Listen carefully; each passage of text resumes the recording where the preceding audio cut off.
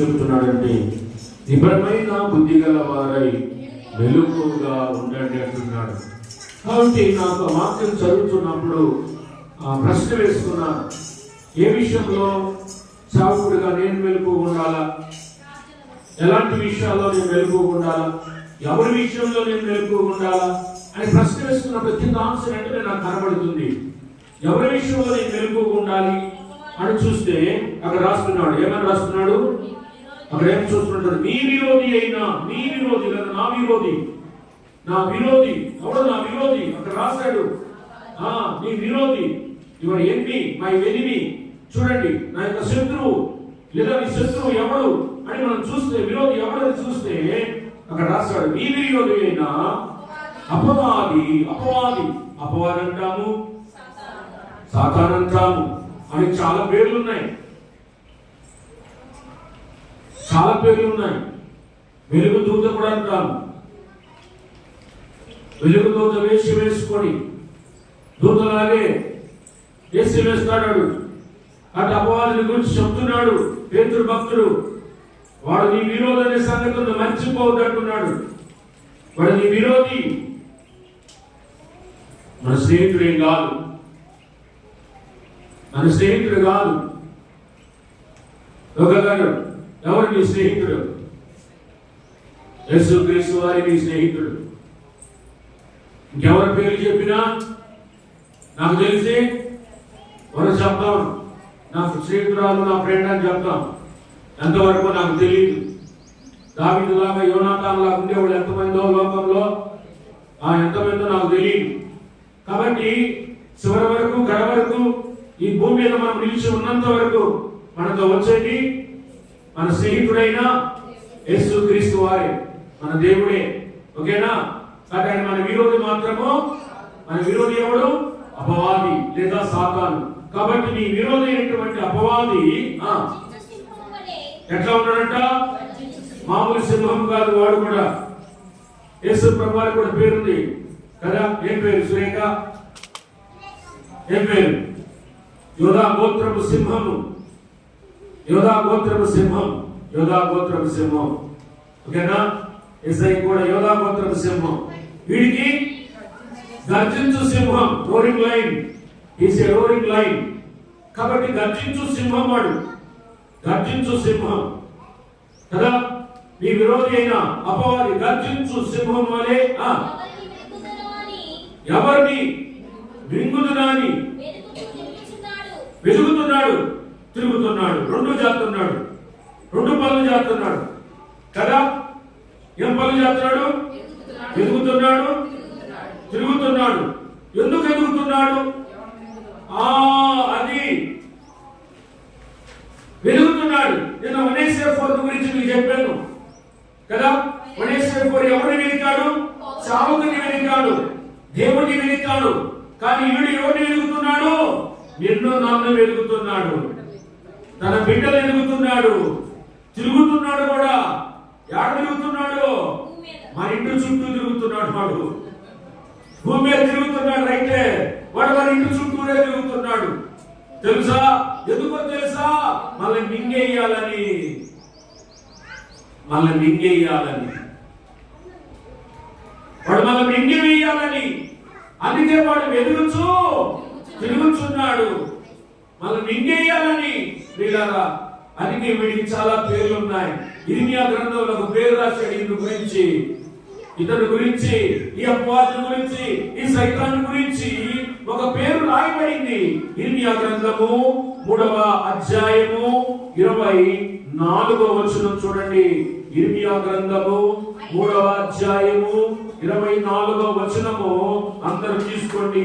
తీసుకున్న తర్వాత చదువుతుంది. 3వ అధ్యాయం 24వ వచనం నాన్న చదువుతుంది. అయినను చూడండి. ఓకేనా? చదువుతున్నారా? చూసుకోండి.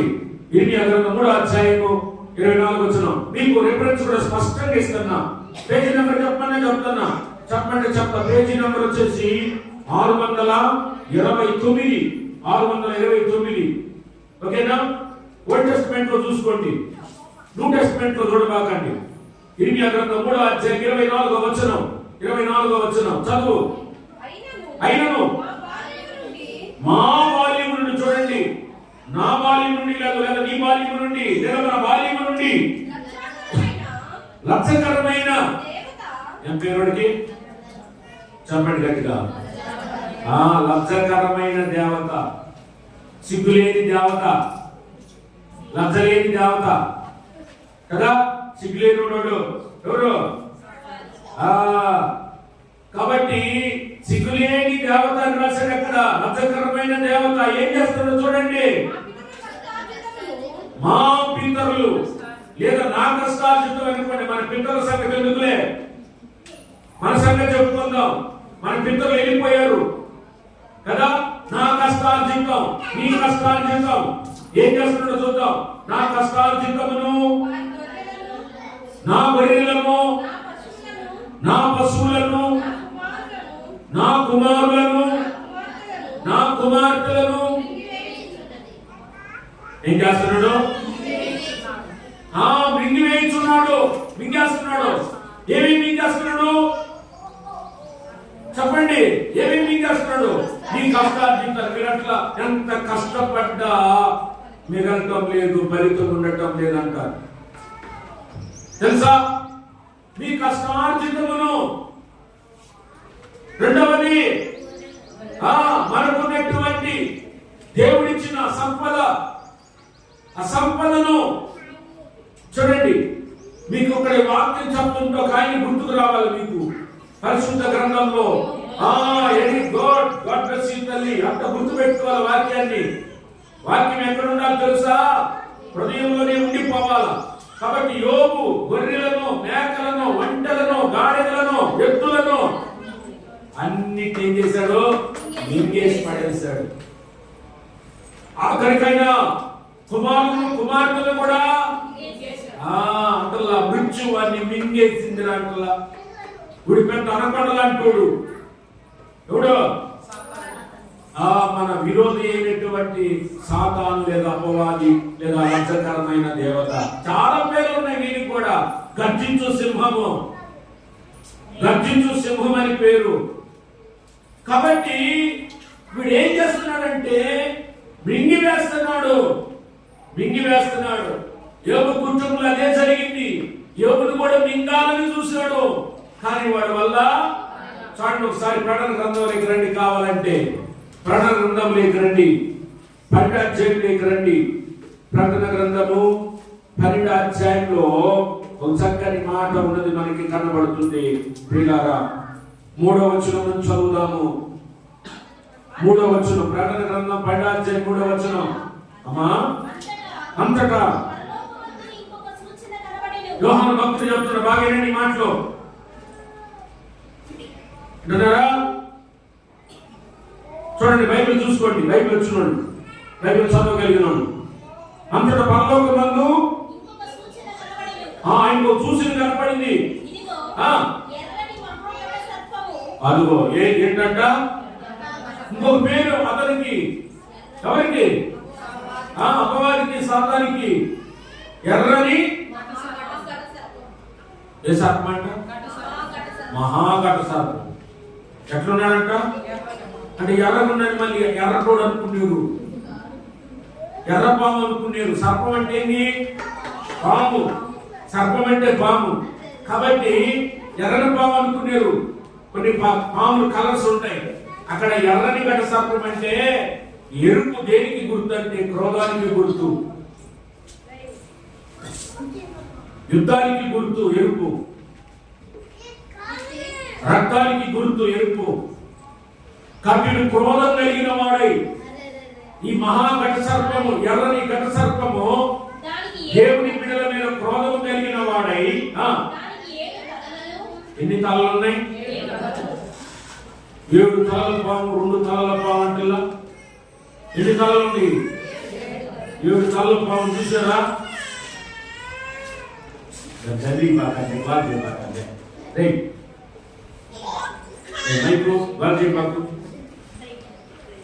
లైవ్ వస్తుంది ఎందుకు? కాబట్టి 7 తలలు. ఎన్ని తలలు? అంటే వాడికి 7 తలలు ఉన్నాయని కాదు. రావణాసురుడికి 10 తలలు అంటారు. అర్థమైందా? ఆయన పుణ్యలేమో నాకు తెలియదు. ఈయనకి మాత్రము 7 తలలు అన్నాడు. కాబట్టి తల దేనికి గుర్తు తెలుసా? జ్ఞానానికి గుర్తు. ఈ తల దేనికి గుర్తు? జ్ఞానానికి గుర్తు. అంటే వాడు మహాజ్ఞాని, వాడు లోక జ్ఞాని. తన జ్ఞానం చొప్పున, తన తెలివి చొప్పున దేవుని బిడ్డలను మింగాలని చూస్తాడు, పడగొట్టాలని చూస్తాడు, నాశనం చేయాలని చూస్తాడు. 7 తలలు ఉన్నాయి వానికి. 7 తలలు, ఎన్ని కొమ్ములు ఉన్నాయి? చూడండి, 10 కొమ్ములు. కొమ్ము దేని గుర్తో తెలుసా అమ్మా? కొమ్ము దేని గుర్తో తెలుసా? ఎద్దుకు కొమ్ములు ఉంటాయి, పశువులు కొమ్ములు ఉంటాయి. కొమ్ము దేని గుర్తో తెలుసా? బలానికి గుర్తు. ఇది కూడా బలవంతుడే, బలహీనుడేమి కాకపోతే దేవుడి కంటే బలవంతుడు మాత్రం కాదు. దేవునికి స్తోత్రం, హల్లెలూయా. దేవుడి కంటే బలవంతుడు కాదు. మళ్ళీ అయినా తన బలము చొప్పున, తన జ్ఞానము చొప్పున ఏం చేస్తున్నాడో చూడండి, చదువుతలే. కిరీటాలు కూడా ఉన్నాయి ఈయనకి. ఆకాశ నక్షత్రములలో 3వ భాగం ఈడ్చి వాటిని భూమి మీద పడవేసెను. అదిగో కననైన స్త్రీ కనగానే ఆమె శిశువును మృంగి వేయవలెనని ఆ ఘట సర్పము. అది నేను దానికి వివరణిస్తా. స్త్రీ ఎవరో ఏందో నేను చెప్తాను. స్త్రీ అంటే సంఘానికి గుర్తు. ఆ సంఘము, స్త్రీ అంటే సంఘానికి గుర్తు. ఆ స్త్రీ నిలబడ్డాడు. ఎందుకు నిలబడ్డాడు? ఆమె శిశువుని కలిగింది కదా, సంఘము కలిగింది కదా. స్త్రీ అంటే సంఘం. కాబట్టి ఆ స్త్రీ కన్న బిడ్డను బింది వేయడానికి, అంటే ఏమండి అక్కడ ఆ కన్న శిశువు ఎవరంటే దేవుని బిడ్డలు. అంటే సిద్ధపడిన బిడ్డలు, జై జీవితం పొందిన బిడ్డలు, దేవుని కోసం ఎదురు చూస్తున్న బిడ్డలు. వాళ్ళని మింగాలని స్థిరపడ్డ బిడ్డలు. కొంతమంది దేవుళ్ళు బాగా స్థిరపడతారు, బలపడతారు, ఎదురు చూస్తుంటారు, సిద్ధపడి ఉంటారు. వీళ్ళన్నమాట జై జీవితం కలిగి ఉంటారు. కొంతమంది ఓడిపోతా ఉంటారు. ఏమంటుంటారు అభిగాయులు? చెప్పమ్మా. ఇంకా మీరు చెప్పబాకండి, మిమ్మల్ని అడగలే నేను. వాళ్ళు ఎందుకు అడుగుతారో నాకు తెలుసు. చెప్పమ్మా. సిద్ధపడిన బిడ్డలు, ఎదురు చూస్తున్న బిడ్డలు, కనిపెట్టుకున్న బిడ్డలు వీళ్ళు. వీళ్ళని మింగాలని, వీళ్ళు స్థిరపడ్డ వాళ్ళు. వీళ్ళని కాడికి మింగేయాలి, పడగొట్టాలి, నాశనం చేయాలి అని చెప్పేసి వాడు అక్కడ నిలబడ్డాడు. కానీ ఆశ్చర్యమైన విషయం ఏంటో తెలుసా? వాళ్ళు సిద్ధపడ్డ వాళ్ళు కాబట్టి, వాళ్ళు దేవుని కోసం నిలబడ్డ వాళ్ళు కాబట్టి వాడు మింగ లేకపోయాడు. వాళ్ళ మీద వాడు జయం పొందలేకపోయాడు. కాబట్టి దేవుని బిడ్డలారా, ఈ మధ్యాహ్న కాల సమయమందు దేవుని వాక్యాన్ని జాగ్రత్తగా గమనిస్తే నీ విరోధైన అపవాది నీ కుటుంబాన్ని మింగాలని చూస్తాడు, నీ బిడ్డలు మింగాలని చూస్తాడు, నీ బిడ్డలను నాశనం చేయాలని చూస్తాడు, నీ కుటుంబాన్ని నాశనం చేయాలని చూస్తాడు, నన్ను కూడా నాశనం చేయాలని చూశాడు వాడు. కానీ ఇలాగా దేవుని కృపను బట్టి, దేవుని యొక్క అండదండలను బట్టి, దేవుని యొక్క దయను బట్టి వాడు ఏమీ చేయలేకపోయాడు. కనుక ఎందుకంటే మనము ఏమండి చాలా జాగ్రత్తగా, అందుకే మెలుకోకుండా అన్నాడు ఆయన. మెలుకోకుండా దేవుని రాకడ విషయంలో కూడా మనం మెలుకోకుండా. ఎప్పుడు వస్తాడు మనకి? మనలో చాలా అజాగ్రత్త ఉందండి. నిజం, చాలా అజాగ్రత్త ఉంది మనలో. వాక్యం చెప్తున్నా చాలా కేర్ఫుల్ గా, శ్రద్ధగా, జాగ్రత్తగా మనసు పెట్టి వినరు. అజాగ్రత్త మన జీవితాన్ని నాశనం చేస్తుంది. బండి నడిపేటప్పుడు అటు ఇటు దిక్కులు చూస్తా నడిపేవనుకో, ఎదురొచ్చే బండి యాక్సిడెంట్ గురవుతావు. అందుకే వీడు గర్జించు సింహము. వీడి విషయంలో మనం చాలా జాగ్రత్తగా ఉండాలంటున్నాడు, మెలకువగా ఉండాలి అంటున్నాడు. ఎందుకంటే దేవుని రూపంలో చేయబడ్డ మొట్టమొదట ఆదాముని అవ్వను వాడు మింగేశాడు. తెలుసా? వాడు మింగేశాడు, అవ్వని మింగేశాడు ముందు. ఆ తర్వాత అవ్వ ద్వారా ఆదాముని మింగేశాడు, ఇద్దరిని మింగేశాడు. తెలుసా మీకు ఆ విషయము? వాళ్ళ యొక్క మహిమ ఏమండి, వాళ్ళ మహిమను పోగొట్టాడు వాడు. వాళ్ళకున్న దీవెను పోగొట్టాడు, వాళ్ళకున్న ఆశీర్వాదాన్ని పోగొట్టాడు. తెలుసా ఎలా యుక్తితో మోసం చేశాడో తెలుసా? చూడండి వాక్యంలో మీకు తెలుసు ప్రియులారా. ఏమండి వాడు ఎలా పిండి వేశాడో ఆదమ వాళ్ళని. ఆదికాండం 3వ అధ్యాయము 4-5 వచనాలు చూడండి. ఆదికాండము 3వ అధ్యాయం 4-5 వచనాల్లో మనకు కనబడుతుంది. చదవమ్మా. మీరు చావనే చావరు, ఏలయనగా మీరు వాటిని తినుదినమున. అదిగో ఏమంటాడు చూడండి, మీ కన్నులు తెరవబడిననియు మీరు మంచి చెడ్డలు తెలుసుకుంటారు, ఎరిగిన వారు అవుతారు. దేవతల వలె ఉందనియు దేవునికి తెలియననియు. అదిగో ఎవరితో? స్త్రీ కంటే ఎవరితో చెప్పింది? అబద్ధం చెప్తున్నాడు. ఏం చెప్తున్నాడు చూడండి, ఎంత యుక్తి వాడిది. అందుకే పై వచనాల్లో రాశాడు వాడి గురించి. పై వచనాల్లో ఏమండి, ఆదికాండం 3వ అధ్యాయంలోనే 10వ వచనం చదవమ్మా. దేవుడైన యెహోవా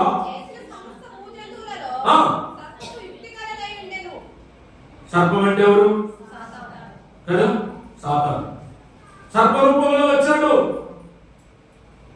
దాంట్లో సొరబడ్డాడు, వచ్చాడు. ఇప్పుడు అబద్ధంగా ఫస్ట్ మాట్లాడుతున్నాడు. మీరు ఒక ప్రశ్న రావాలి ఇక్కడ. ఫస్ట్ ఎవరితో మాట్లాడుతున్నాడు? ఆదాముతో ఎందుకు మాట్లాడినా? చెప్పండి గట్టిగా. అబద్ధం ఎందుకు మాట్లాడలేదు అంటున్నా. సుప్రియ, ఆదాముతో ఎందుకు మాట్లాడలేదు? ఇద్దరున్నారు కదా, భయపడుతులు ఇద్దరున్నారు, ఒక చోట ఉన్నారు కదా. మరి ఆదాముతో మాట్లాడొచ్చు కదా. ఆదాము కొంచెం గట్టిగున్నాడు, కొంచెం గట్టిగున్నాడు. లూజుకున్న వాళ్ళే పట్టుకుంటాడు, లూజుకున్న వాళ్ళే మింగేస్తాడు. తెలుసా అది? కాబట్టి అమ్మ కొంచెము గమనించాడు. ఇంకొద్దిగా ఏదో నా చేతికి దొరికేటట్టున్నారు, ఈమె నా చేతికి దొరికేటట్టుంది. ఫస్ట్ ఈవిని పట్టుకుంటే పోలా, ఈవిని పట్టుకుంటే పోలా అని అనుకున్నాడు. ఈమె ద్వారా ముందు కార్యం జరిగిద్దాం అనుకున్నాడు. వచ్చాడు. ఏదైనా వనం ఉంది కదా, ఆ వనాలన్నీ ఉన్నాయి కదా, ఫలాలన్నీ. ఒక ఫలం కూడా ఉంది కదా, అది దేవుడు ఏమో చెప్పాడు, దీన్ని టచ్ చేయొద్దు, దీన్ని తాకొద్దు, దీన్ని తినొద్దు అన్నాడు. ఇప్పుడు ఈడొచ్చాడు. ఈడొచ్చి ఏం చెప్పాడు? అది తింటే మీరు తెలివిగల వాళ్ళు అవుతారు, జ్ఞానవంతులు అవుతారు. అది దేవుడికి కూడా తెలుసు. మీరు తెలివిగల వాళ్ళు అవుతారు. ఆ మాట అంటే ఎవరు పడిపోరు చెప్పండి? నువ్వు తెలివి తక్కువ వాడు అవుతావంటే దాని మోరు. అవునా? మీరు తెలివిగల వాళ్ళు అవుతారు, జ్ఞానులు అవుతారు.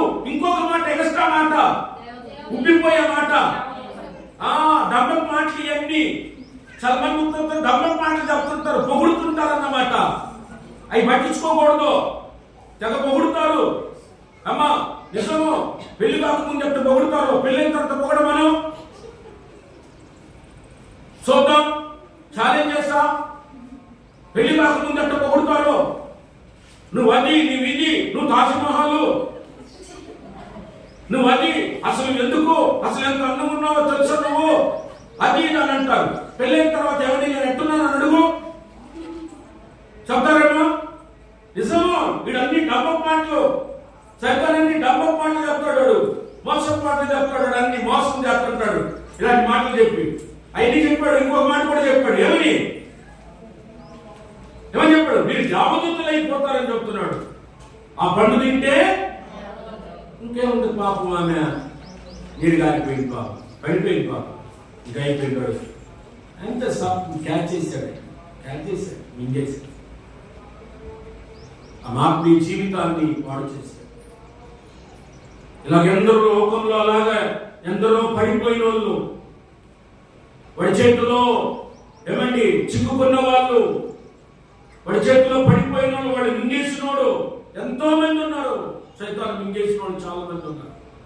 ఆత్మీయ జీవితాన్ని భ్రష్టు పెట్టించుకున్న వాళ్ళు ఉన్నారు తెలుసా. అందుకే మనం మెలుగుండాలా. రే అపవాది నా మీద ప్లాన్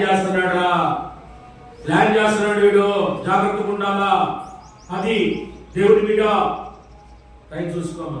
కాబట్టి దేవుడి బిడ్డలారా, మధ్యాహ్నకాల సమయంలో అవ్వని మింగేశాడు. అవ్వ తినింది. తిన్న తర్వాత ఏం చేసింది? మళ్ళీ భర్తకి ఇచ్చింది. నువ్వు కూడా తినయ్యా, బాగుందండి. ఇద్దరు తిన్నారు. చూడు, ఇలాగ అపవాది పట్టేసిన వల్ల, మింగేయటం వల్ల, అపవాది మింగేయటం వల్ల వాళ్ళ జీవితాలు ఏం కోల్పోయారు తెలుసా? ఈ ఆశీర్వాదాన్ని కోల్పోయారు. మీనోడితో చెప్పండి.